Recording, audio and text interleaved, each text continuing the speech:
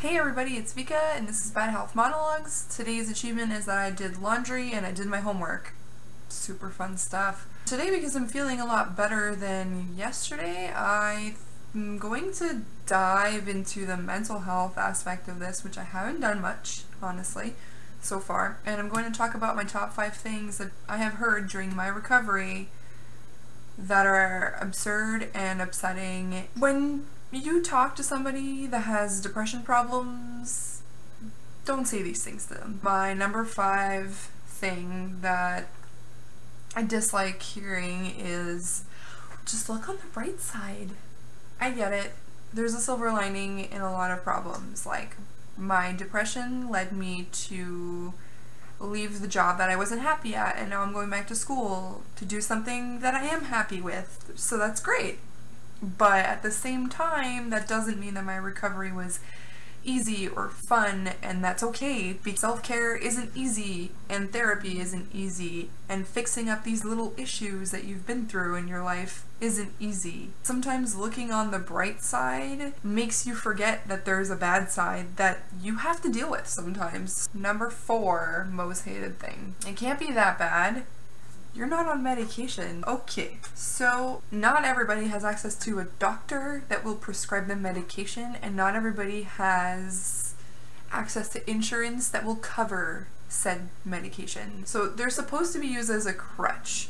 Sometimes a foot sprain or an ankle sprain or an elbow sprain, it sucks, but you don't need to walk around without with a crutch. It's just painful and you have to be careful with what you do because you might injure it. That's sort of what I had. I didn't have a huge depression, but that doesn't mean that not being on meds means that it was easier. I didn't have a crutch to lean on. It wasn't bad or broken to the point where I needed a crutch, but I still had to be careful and be very mindful of what I did and who I interacted with and how I interacted with them and how emotionally invested I got into stuff, and to make myself a schedule when I would wake up. The third most upsetting thing I heard: happiness comes from within. Happiness comes from within. I know, when you're depressed, there is no happiness within to find. So that makes it hard to find the happiness within, if you understand what I'm saying.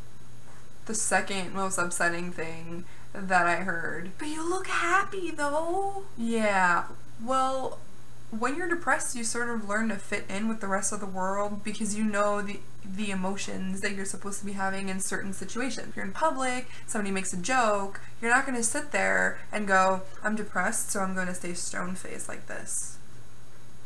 That was funny.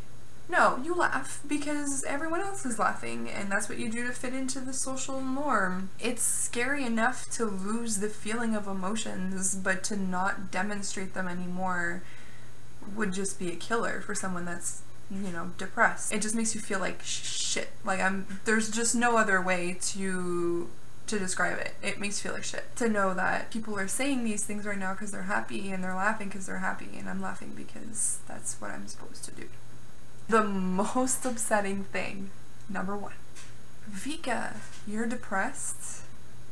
But how? You're such a pocket full of sunshine. I'm known as the person who's really happy and funny and silly. Whenever I hit my depression, a lot of people seemed confused. Like, how can someone so happy end up being so depressed? Happiness is exhausting. So when I have tons of energy and like all these things to demonstrate my happiness, to show my happiness, to share my happiness with others, this worked really well for me. I had a lot of reserves. Unfortunately, because of a lot of things, bad decisions that I made last year, I didn't have that energy anymore to give out this happiness, but I felt like that's who I am, so I kept doing it, and I just burnt myself right into the ground. Sometimes you can't. Sometimes it's okay to be neutral and upset and sad, and to take care of yourself instead of being happy for the world around you, is what I figured out, and I'm glad that I figured it out. And now when people tell me like, oh, well, you look a little bit, you know, upset today, and I'm like, no, I'm okay. I'm actually in a pretty good mood. I just don't really have the energy to to be this outgoing, super happy, energetic person. That doesn't mean that I'm not me. It just means that I'm working on me. So it really hurt me whenever people just assumed that I was untouchable because I was happy. Everybody can be affected by mental health. Even the happiest looking person in the world can be affected by mental health. So that concludes the 5 things that I heard during my recovery. I'm really grateful that with these top 5 things that I didn't like hearing, that I removed people from my life completely that were not understanding, that refused to believe that I could have problems.